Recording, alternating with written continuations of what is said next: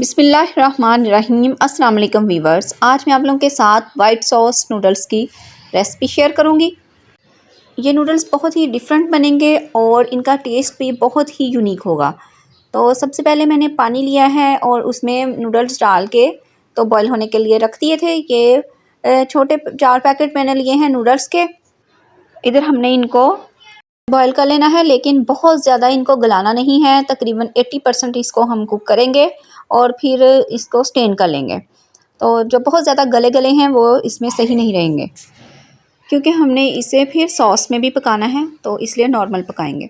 इधर मैंने मक्खन लिया है, तकरीबन 1-1.5 चम्मच मक्खन का डाल दिया है। और जब ये मेल्ट हो गया तो फिर अब इसमें मैं डालूँगी लहसुन। 3-4 कलियां ली हैं, उनको चॉप कर लिया है और इसको ब्राउन करेंगे। और अब इसमें मैंने डाल दिया है 2 चम्मच मैदा।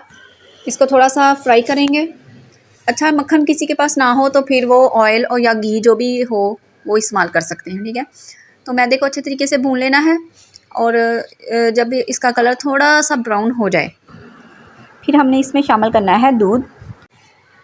ये देखिए कलर थोड़ा सा मैदे का लाइट ब्राउन हो चुका है और अब मैंने इसमें 1 गिलास दूध का शामिल किया है।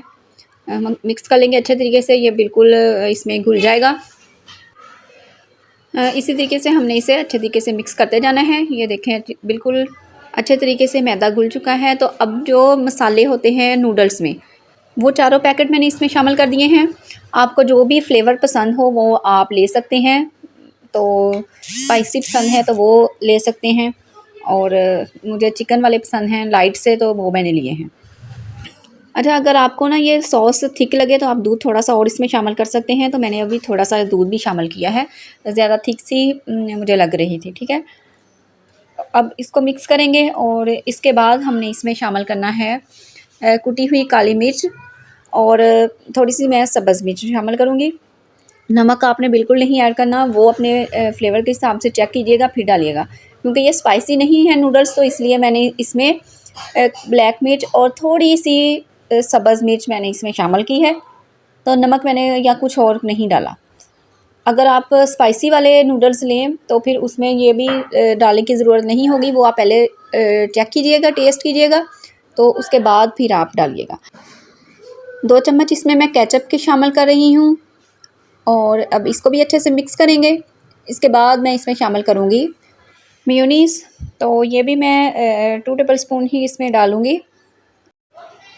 अब इसे अच्छे से मिक्स करूँगी और बस अब तकरीबन हर चीज़ डल चुकी है। इसको बस हल्का सा मिक्स करेंगे। और अच्छा, फ्लेम जो है आपने बहुत नॉर्मल रखना है और बस अब तो बिल्कुल कम कर देना है, ठीक है। बिल्कुल स्लो फ्लेम पे इसको मिक्स करना है और बस ये अब डन है। तो इसमें हमने जो नूडल्स बॉईल किए थे वो अब शामिल करूँगी।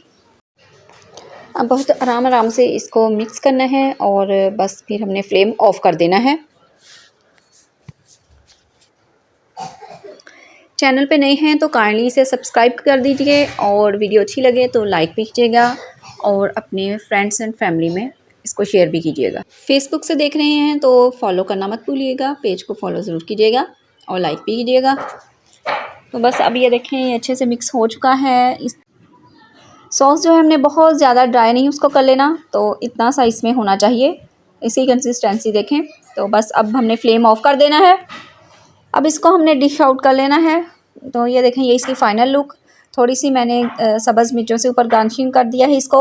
आप चाहें तो इसमें शिमला मिर्च चिकन वगैरह भी शामिल कर सकते हैं, तो जैसा आपको पसंद हो।